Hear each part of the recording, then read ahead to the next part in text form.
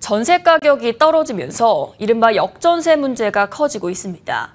세입자에게 전세금을 제때 주지 못해 발만 동동 구르는 집주인들이 늘고 있는데요. 정부가 내일부터 이런 집주인들에게 대출 규제를 1년간 한시적으로 풀어주기로 했습니다. 유지승 기자입니다. 올해 상반기 전세 보증 사고액은 1조 8,500억 원대로 역대 최대치를 기록했습니다. 작년 한 해 발생한 사고 금액보다도 약 7천억 원 많은 수치입니다. 역전세와 전세 사기 영향으로 임차인이 보증금을 제때 돌려받지 못하는 피해가 급증하고 있는 겁니다. 이에 따라 정부는 집주인이 숨통을 트고 세입자 피해를 줄이기 위해 대출 규제를 한시적으로 풀기로 했습니다. 당장 내일부터 1년간 현행 DSR 40% 규제를 DTI 60%로 바꿉니다. 예를 들어 다른 대출이 없고 연소득이 5천만 원인 집주인이 금리 4.0%, 30년 만기로 대출을 받으면 한도가 종전보다 1억 7,500만 원 더 늘어날 것으로 추산됩니다. 후속 세입자를 구했지만 이전 세입자에게 돌려줄 전세금이 클 경우 대출을 더 받을 수 있고, 새로운 세입자를 구하지 못했더라도 완화된 대출 규제 범위 내에서 더 돈을 빌려 기존 세입자에게 돌려줄 여지가 생깁니다.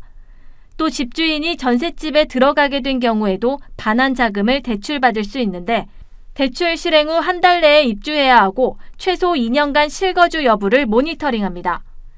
집주인이 임대사업자인 경우에는 임대업 RTI를 현행 최대 1.5배에서 1.0배로 내려 대출을 더 받을 수 있도록 했습니다. 정부는 이번 대출 혜택을 다른 용도에 사용하지 않도록 여러 가지 장치를 마련했습니다. 집주인이 대출 외에 전세보증금 상환을 할 수 있는 다른 방법이 없는지 사전에 확인하고 대출금을 현 세입자에게 직접 지급합니다. 또 반환대출 이용자가 신규 주택을 구입했다 적발될 경우 대출 전액을 회수하고, 또 3년간 주택담보대출을 금지하는 강력한 페널티를 부과합니다. 대출을 늘린 집주인에게 전세금 반환 보증 가입을 특약으로 하는 임대차 계약을 체결하도록 해 후속 세입자도 보호합니다. 전문가들은 역전세 문제가 당분간 계속될 것으로 예상되는 만큼 필요한 조치였다고 평가합니다.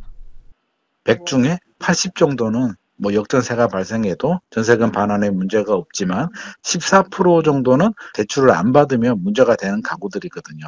이런 14% 가구는 역전세의 문제를 해결하는 데 조금이나마 도움이 될 것 같습니다.